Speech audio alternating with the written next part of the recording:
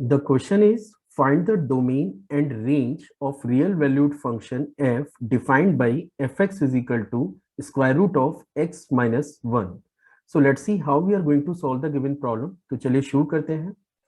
सबसे पहले मैं फंक्शन के डाटा को नोट कर लेता हूं और फंक्शन आपके पास है fx is equal to square root of which is x minus 1. और in the question he was asking कि आप गिवन फंक्शन का डोमेन निकालिए और एज वेल एज आपको इस फंक्शन का रेंज भी निकालना है। तो चलिए पहले थोड़ा सा बेसिक पे अपन बात कर लेते हैं, फिर अपन इस क्वेश्चन के डोमेन पे बात करेंगे। सपोज अगर आपके पास कोई भी एक ऐसा एक्सप्रेशन है that is root of F X, और अगर आप इस गिवन फंक्शन के डोमेन को डिसाइड करने जा रहे हैं, डोमेन का मतलब होता है कि the set of possible values of X where the given expression is defined. Defined होने का मतलब होता है कि you will get some output. ठीक है, जैसे मान के चलिए अगर मेरे पास एक नंबर है which is the square root of X, और अगर मैं आपसे पूछूं कि आप गिवन फंक्शन का डोमेन निकालिए, तो मुझे यहाँ पे ये टेस्ट करना पड़ेगा कि ये जो नंबर है, ये हम लोग यहाँ पे क्या क्या वैल्यू सबमिट कर सकते हैं जहां पे ये फंक्शन आउटपुट जनरेट करे।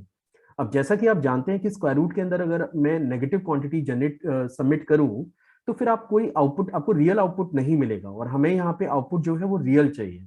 ठीक है, तो अगर आप इस टाइप की किसी भी एक्सप्रेशन का डोमेन निकालने जा रहे हैं, तो आपको इसके लिए करना ये होगा कि आपको लिखना होगा कि आपको एक्स की वैल्यू 0 या 0 से ज्यादा यहाँ पे कंसीडर करनी पड़ेगी, क्योंकि नेगेटिव नंबर का स्क्वायर रूट आप नहीं ले सकते। अगर एक्स की प्लेस पे कोई एक जनरल फंक्शन एफ एक्स यहाँ पे मौजूद हो, तो फिर आपको लिखना पड़ेगा कि एफ एक्स की वैल्यू फिर ग्रेटर और इक्वल टू 0 होनी चाहिए। अब हम फाइंड आउट करने जा रहे हैं डोमेन गिवन फंक्शन का। तो गिवन फंक्शन का अगर आप डोमेन निकालने जा रहे हैं, तो आपको लिखना चाहिए कि x minus 1 must be greater और इक्वल टू 0, और in the next step we can write down that is x is greater और इक्वल टू 1। तो अगर आप इंटरवल के बारे में भी नॉलेज रखते हैं, तो आप इसे इंटरवल की फॉर्म में भी लिख सकते हैं, या फिर आप x ग्रेटर इक्वल टू 1 भी लिखेंगे तो वो भी चल जाएगा। और अगर मैं इसको एक डिफरेंट फॉर्मेट दे दूं, तो the domain of the given function is x belongs to 1 to infinity close open interval. अब बात करेंगे गिवन फंक्शन की रेंज की। ठीक है, तो चलिए रेंज पे बात कर लेते हैं। मैं थोड़ी देर के लिए y को एफ एक्स लेट कर लेता हूं। Let y is equal to f x and this is equal to root of x minus 1।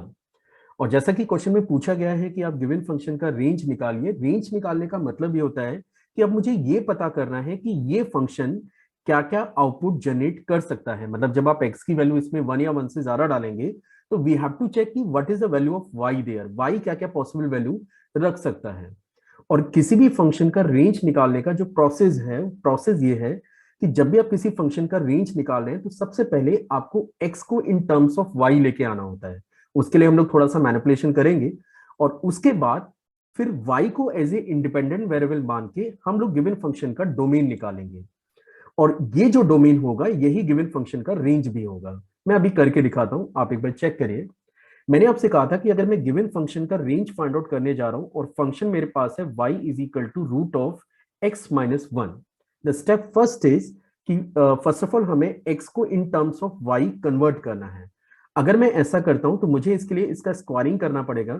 तो y square is equal to बनता है x माइनस 1 के, या फिर आप इसे लिख सकते हैं x is equal to 1 plus के वाई स्क्वायर के। तो मैं एक्सपेक्ट कर रहा हूं कि यहाँ पे आपको ये बात समझ में आ रही होगी। जो मैंने यहाँ पे x को इन टर्म्स ऑफ y जो मैं लेके आया हूँ। अब मैंने आपसे कहा था कि आप इसको y में एज ए इंडिपेंडेंट वेरिएबल मान के इसका डोमेन निकालिए। तो अगर ये जो 1 प्लस वाई स्क्वायर आपको नजर आ रहा है, इस फंक्शन का अगर मैं डोमेन निकालता हूं, तो आप देख सकते हैं कि यहाँ तो आप कोई भी रियल नंबर सबमिट कर सकते हैं। इस लोकेशन पे कोई भी रियल नंबर सबमिट कर सकते हैं। तो फर्स्ट लुक में तो ऐसा लग रहा है कि शायद फिर जैसा मैंने कहा था कि जो इसका डोमेन होगा, जब आप x को इन टर्म्स ऑफ y लेके आ जाएंगे, और y का जो डोमेन होगा that is actually the range of y is equal to f x, ये इस फंक्शन का रेंज बनता है। ठीक है, तो फर्स्ट लुक में मुझे लग रहा है कि शायद डोमेन इसका सॉरी रेंज इसका रियल नंबर होना चाहिए। लेकिन फिर आपको एक और चीज नोटिस करनी चाहिए कि ये जो फंक्शन है, इसके ऊपर एक स्क्वायर रूट लगा हुआ है ना।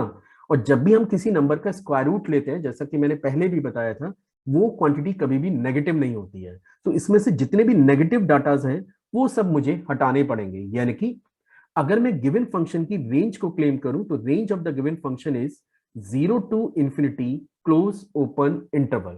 इसका एक और ऑप्शन है, अगर आप इसको चेक करना चाहें कि गिवन फंक्शन की रेंज हम लोग कैसे निकाल सकते हैं। देखिए मैं एक्सपेक्ट कर रहा हूं कि आपको y is equal to root x का ग्राफ पता होगा। ये आपका फंक्शन है y is equal to root x का ग्राफ है। This is a graph of y is equal to root x. और अगर इन केस कोई हम लोग बात करें root of x minus one पे, और मुझे इस फंक्शन के ग्राफ को प्लॉट करना है, तो आप देख सकते हैं कि ये पूरा का पूरा फंक्शन एक यूनिट राइट में शिफ्ट हो जाएगा, मतलब अब ये यहां से स्टार्ट करेगा, ठीक है। और ये लोकेशन है आपकी 1,0। अब अगर मैं फंक्शन के ऑर्डिनेट्स की बात करूं, ऑर्डिनेट होता है the value of the white cells, तो वो आप चेक कर सकते हैं कि ये सब ऑर्डिनेट्स आपको यहाँ पे मिल रहे हैं।